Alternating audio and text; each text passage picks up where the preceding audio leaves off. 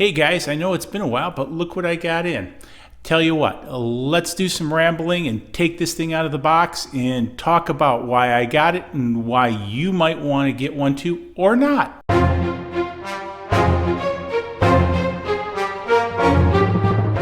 Okay, welcome back. So as you see here, I've got the Mavic Mini. Now, 2019 has been a crazy year for me. Have really flown no drones this year. But when DJI, announced this guy, I was one of the first in on the pre-orders. I've had it for a little bit. I just really haven't had the time to get it out of the box. Again, this has been a crazy year. I'm hoping 2020 slows down a little bit for me and I can do more cool stuff. But I did want to take and I wanted to share why I got this. Now, one of the things when DJI announced the Mavic Air, I was very critical of it, and I still am critical of the Mavic Air for its position in the portfolio. Not that it's a bad drone, and not that you shouldn't buy it. And if it fits your needs, hey, more power to you. But when we look at a portfolio of products for a company like DJI, it's important to have sort of a continuum. And I think this is a great little bird to replace the Spark. So I tell you what, I know you've seen 1,000 unboxings of this guy. And more so, I'm going to take it out of the box. I'm going to ramble about what I think, why I think, and help you maybe make some decisions if you want to get one of these for yourself. Christmas time's coming. Good opportunity to throw one of these under the tree. Again, price point's crazy. So let me do a quick unboxing and then come back and let's ramble a little bit.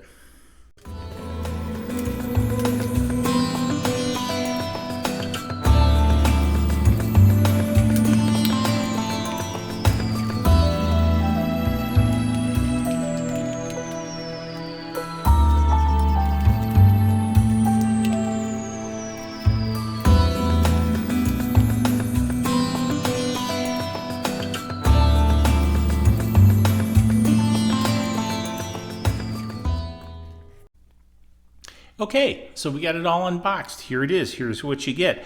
Now, one of the first things that I've noticed is there's no charger for this, so it presumes you have some form of USB charger. Because as I understand it, there's a charging port in the back here. The battery appears to be already in the copter. There's some instructions here to pull it out. Very nicely packaged. Again, crazy light. The controller is basically, I would say, probably a little bit heavier than the drone itself. So crazy combo. Now, again, I think everybody by now knows that the claim to fame to this is it's 249 grams, so you don't have to register it. What does that mean? Well, in a way, right now, not a whole lot. Because one of the things, the FAA, no matter the weight of the drone, controls all drone flights in airspace categories or classifications. So you don't get away with anything with this. And also from a commercial angle, if you're going to use any type of the video here commercially, like for weddings, etc., again, a 107 is required. So I think more so they're preempting the future with this guy. I know I've heard a number of other drone YouTubers mention that the FAA is going to follow Canada, and that even for recreational drone usage, some sort of testing and licensing will be required to fly this, aside from the 107, even for recreational use. So if that becomes the case and the 249 grams still holds, or sub 250, then this is the perfect drone because it will not have to be registered if that's the case. I like the aspect of the size and configuration. The Spark was a little bit of an outlier, if you will, in the fact it had fixed wings or fixed stanchions for the motors, where again this folds up. This again looks very much like a mini Mavic. And as you probably know from other videos, there's no sensors in here, so there's no forward-looking sensors at all for this, which I think is about the only shortcoming versus the Spark. If you look back in some of my videos when I had the Spark, the forward-looking sensor saved my butt a couple times. This doesn't have it, so in those cases, I would have been in trouble. However, I assume that a lot of this was done for weight. And of course, how do you get down to 249 grams? it's pretty difficult. Now, one of the pieces that I can tell you is that in the past, I've seen several folks on the old interweb actually machine down the spark to get it below that weight category. So, I mean, I think it's possible, and I think, if DJI thought about it a little bit more, they could have incorporated some sort of even basic forward-looking sensor. So again, that's the only real big risk I see. Another big thing I haven't heard anybody really mention is this has basically screws for mounting to the motor, where basically all the other DJI drones have some sort of locking mechanism, save for the Phantoms and that kind of stuff, which have the screws. But like the Spark, the Mavic Air, the Mavics all have a locking mechanism, so you don't need a tool. But this, you do need a tool. This is one of the reasons I did not liberate this from the package. It's the extra props. It looks like you get one of each from the coating, and there are screws in here, so I didn't want to lose that. Now, I don't think that's a huge deal, but it, again, is not as smooth as the other ones. Portability, this guy's crazy light. And that's one of the reasons I really picked this guy up, is how light it really is and how small. Because one of the things I use the Spark for, and I do miss the Spark a little bit, it's just I had so many problems with trying to use the OTG cable or OTA cable, whatever, with it, that I decided to sell it. I've got two Mavics, love them, but they're very expensive, and I really don't want to leave them thrown under my car seat, if you will. This guy, I can sit, just throw it in a little case, throw it in my car seat, and boom, I have it. It charges by USB, so I can charge it up in my car, no biggie.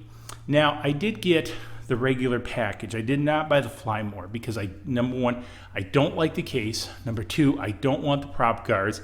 So really all you get is the batteries. And to be quite frank, if I get around 30 minutes of flight time out of this, I'm bored at the end of that 30 minutes. Number two, I've got a bunch of other drones. So usually if I'm going to go afield and fly drones, I'm going to take a couple drones with me. So, and by the time I expend the batteries of all those drones, I'm bored anyway. So I'm ready to go home. So I really didn't see a reason to buy the extra stuff up front, given that most of it I didn't want. The battery charger that comes with it for the multiple batteries is nice. The effective price of the batteries is good. Now, the other thing is I haven't seen extra batteries for sale that's deliverable for this yet. Because when I ordered this, I said, okay, I'm going to order one extra battery just in case this battery goes bad, have it as a spare. And that could not be delivered until January of 2020. And, here it is. I picked this up when it first released in November. So it would be something to think about. If you're concerned about that, or this is your only drone, then it might be worthwhile to get the Fly More package. For me, this did well. Of course, you get all the obligatory books, etc.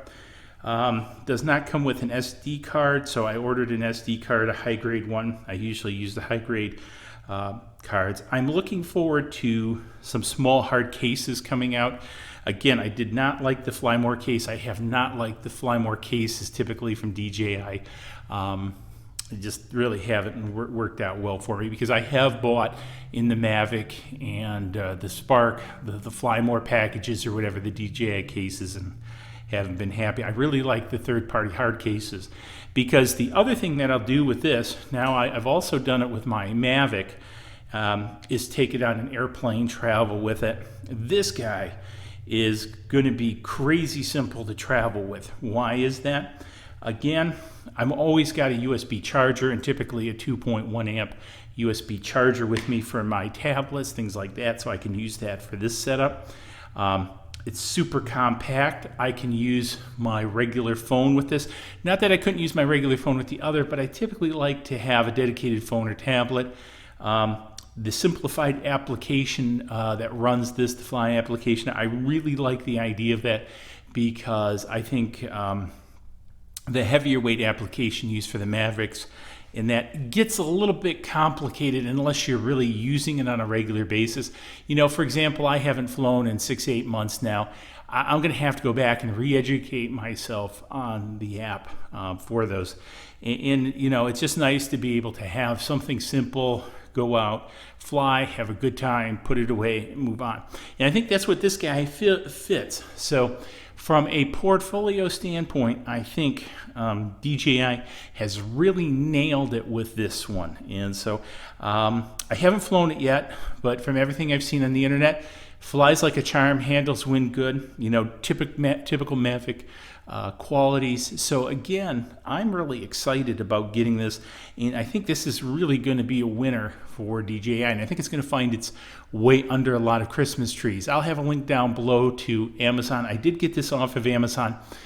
Full disclosure, I did order one from DJI. I had a shipping problem with it, sort of 50% my problem, 50% DJI's problem.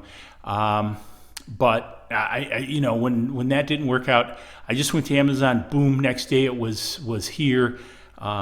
I mean, Amazon is just so smooth with ordering stuff like this, and it also comes from DJI too. So it's from the DJI Amazon store. So I highly recommend it. I'll have the links down below. I'll also start building out a page like I've done for the Spark, Mavic, and Phantom of all the other stuff, accessories that I find for this out on the old interweb. So anyways, again, I'm really excited to get this. The weather's a little bit inclement out, you know, right now. So I'm not going to be able to get out and fly it probably for a day or two until things clear up. It is later November, so that's kind of weather we have in Michigan. I also do plan on, you know, doing winter and ice flights with it. So I'm really interested to see how this performs in cold weather, and I'll definitely do some reviews with cold weather on this. So anyways, again, hopefully you found it interesting. A little bit of my ramblings, why I bought it, what I think about it, how it might fit into your stable of drones, or if it's a first drone. I definitely think that this is going to be a good buy. I think DJI is going to replace the Spark with this. I think that my prognostications, there will be future enhancements to this with forward sensors, because I expected, at least from a standpoint of a forward-looking camera sensor, because software really doesn't weigh anything, that they would have incorporated that. And we may see that in upcoming releases of the firmware for the drone. And I think also, again, as I've said, there have been many videos out there, I should say many, there's been several, about people stripping down Sparks to get them down to 249 grams. So, and that has a forward-looking sensor. So I expect to see that in future versions of this. That is the only thing that I think in an entry-level drone that really stops this from becoming the cat's meow, if you will. Because again, I think especially for the novice, which this is targeted at, having a forward-looking sensor is key, because we do have the flow sensors on the bottom, which is great for flying indoors. I typically don't get into it. If it's your thing, I guess it's your thing. I would have much rather seen the weight of this for the flow sensors used for front obstacle avoidance. But anyways, hey, if you found this interesting, you like the rambling, give it a big thumbs up. Let me know in the comments below what you think. Do you have one? Would you get one? Would you maybe not get one? What's your reasoning? Hit me up in the comments below. And also, let me know what you had for lunch today. I forgot what I had today. Actually, I didn't have lunch today. That's right. Skipped lunch out running errands. See you in the next video. Cheers.